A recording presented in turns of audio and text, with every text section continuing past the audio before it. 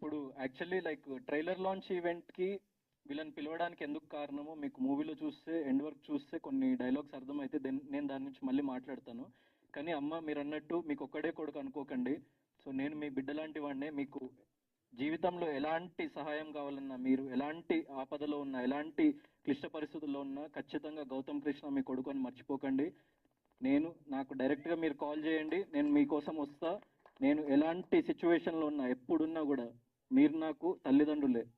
ఎందుకంటే మీరు దేశం గర్వించే కొడుకును కన్నారమ్మా. తప్పకుండా వచ్చిండేది. మాకు బెంగళూరు పిలిచినా కూడా మేము అక్కడ క్యాన్సిల్ చేసి ఇక్కడ వచ్చినాము. ఎందుకు వస్తానంటే మీ గౌరవం కోసము. మాకు కొడుకు ఇచ్చినాడు ఇట్లని మేము వచ్చినాము.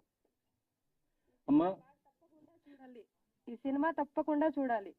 థ్యాంక్ యూ అమ్మా. అండ్ ఇలాంటి కొడుకులు ప్రతి ఇంట్లో ఉండాలని చెప్పేసి నేను కోరుకుంటున్నా.